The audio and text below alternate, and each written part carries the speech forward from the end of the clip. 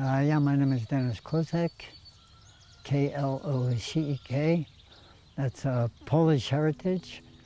And I think the reason why I've been asked to be here is because a number of things. I'm an active researcher with plant medicine, and I've had a lifelong connection to the Madonna, the Guadalupe, or in Polish it's Our Lady of Częstochowa. And the Black Madonna is the alchemical Madonna, and that has to do with the issues around how matter has fallen into a kind of suffering as a sacrifice for humans, and how humans have to lift matter out of the suffering back into its divine state. We could say, and in essence, that's alchemy.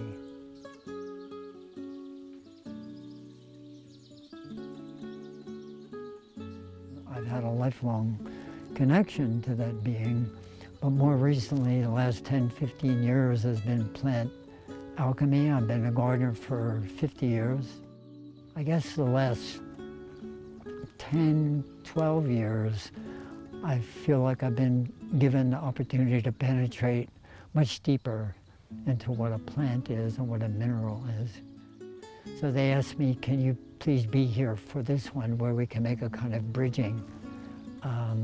So that's why I'm here.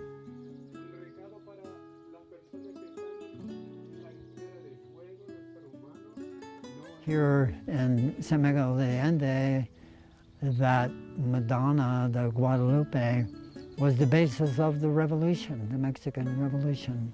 Down in the cathedral, she came to the people who led the revolution for freedom. And it's that freedom that the Black Madonna represents. Is, can you, as a human, can you show up and help me? Basically, that's what it is. And the real work is to have the heart unite the will and the head. And the way to do that is through images. But that's why we're being attacked with images today. Images that we can't penetrate with our heart. And those are images that are been designed so that we don't have the time to be with them long enough that our heart can work into them. Commercials are made so that your scene change is now in parts of a second. It used to be a second, now it's in parts of a second, and even more, da da da da da da da da da.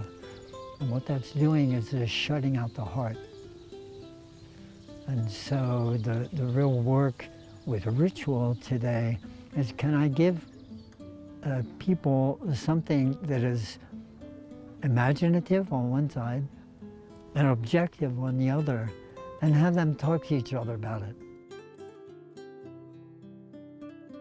They're not observing a ritual happening, they're participating in it. And that, in the modern person, is very healing. So there are many rituals that can be done out of the old traditions where you watch the Hierophant do it. And that's great, but you need to select people to be instruments in that, and everybody else watches. And what I found out, the strongest connection is when one person talks to another about something that they just found out. And the both of them quicken in that exchange between two souls that doesn't need to be explained. And then those two people have made some type of connection in time that gets written into a deep record in the cosmos that they're not aware of. But it's those connections where I open to you, you open to me. That's new ritual.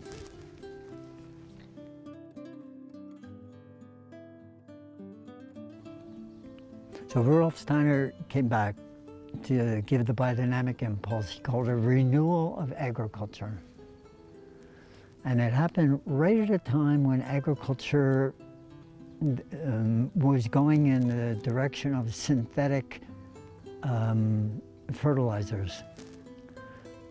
In Germany, they developed a way to make nitrogen synthetic so they could make bombs. And then the war ended, and they had all this synthetic nitrogen, and they found out if they put synthetic nitrogen on the plants, it made them grow quickly. So that became NPK fertilizer.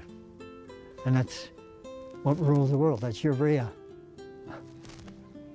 And Rudolf Steiner said, you can use that, but it's hiding something.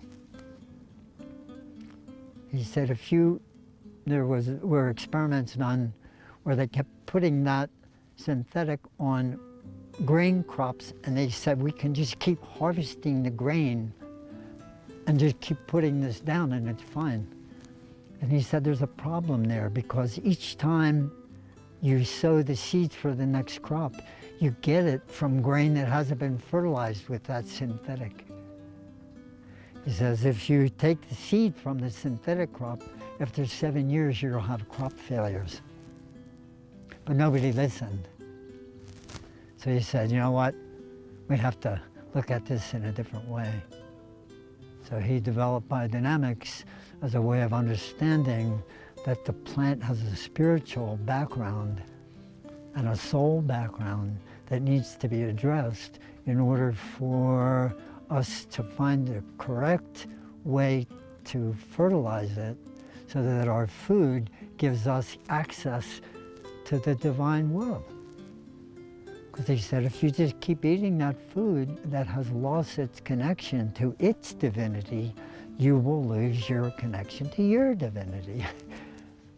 To me, that's biodynamics. And that's what we have.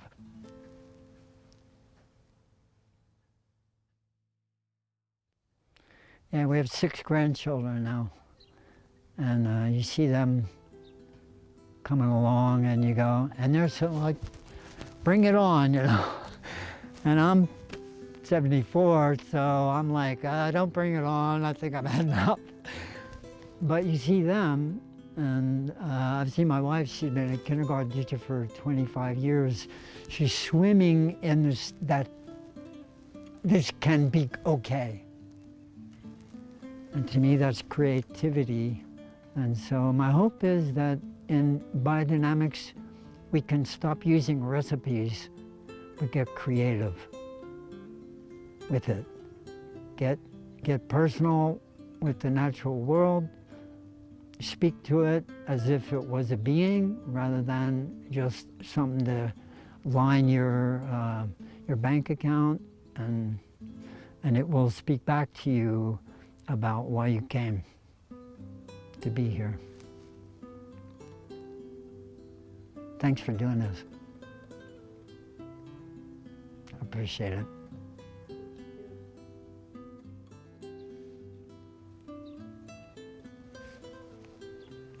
Need to talk to my wife.